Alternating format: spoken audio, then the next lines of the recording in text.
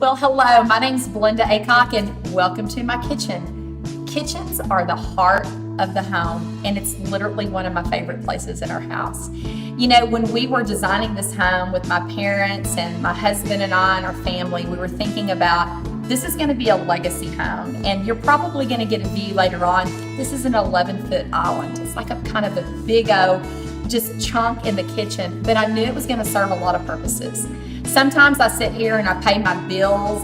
Sometimes I read cookbooks. You know, sometimes you're chopping vegetables. Sometimes I'm watching my husband cook while I'm on the phone or the computer. Sometimes my grandkids are pulled up to visit on their little step stools. And this is where everybody seems to land when you have a fellowship or gathering in your home. And what I want to share with you today is just something very simple as a kitchen island. It can have a lot of purposes. And I want to share with you something that's very dear to my heart that's found in the kitchen. And it's something that people really don't use very much anymore. And it's a kitchen apron. And I have a whole drawer full. I have a drawer full that are sentimental to me, that were my grandmother's or that my grandmother had made me throughout the years. But this is one of my favorite aprons, and it's a full-length apron. And aprons always have pockets in it because you never know what all that apron's going to be used for. And I want to share with you a story that many, many years ago, like in World War II, especially in that era, aprons were used for so many different purposes. I mean, it might be when you're out working in the fields that you would wipe your brow. When you went to the garden, you would lift that apron up. You'd put all the vegetables in. You know, sometimes you would even use it for dusting in your home or wiping a child's tears. But one of my relatives, her name was Aunt Lola, she was out in the fields. And why was a woman working in the fields alongside of her mother? Because all of the men were serving in World War II. And she had just received news that her son, Wesley, was missing in action. And she had her bonnet on and her gloves and her apron. And she just fell to her knees and lifted her hands and cried out to the Lord to protect her son, to find him, and to bring him home. So sometimes aprons even capture that time when you're crying out to the Lord.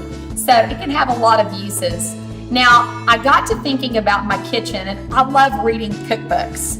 And I came across The Jewel, 1975, Betty Crocker. And look at this. I mean, look at this little kid. You know, he has a chef's hat on. He has on an apron. She has on an apron. Betty Crocker's New Boys and Girls Cookbook. And I love cooking in my kitchen with my granddaughters. They're 5 and 3-year-olds, and Carter's on his way. He's a little baby in the womb to be born in a few weeks. But I want to just share with y'all some of the graphics.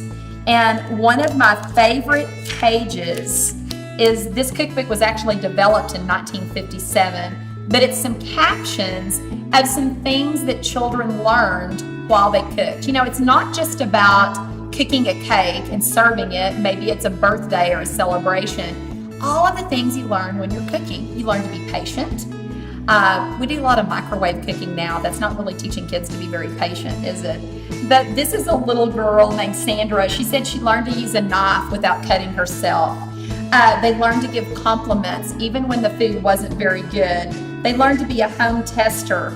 They learned to do fun things with their mom or dad in the kitchen. So, you know, it's really important that we need to understand whether you're an entrepreneur in building a relationship with your new spouse, if you become a parent, sometimes a very simple tool can have multiple meanings.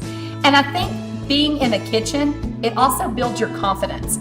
I mean, I've definitely had some wrecks in the kitchen. I've had some brownies that I mixed up sugar for salt. I've had some cakes that have fallen that I just scooped it up and made cake balls.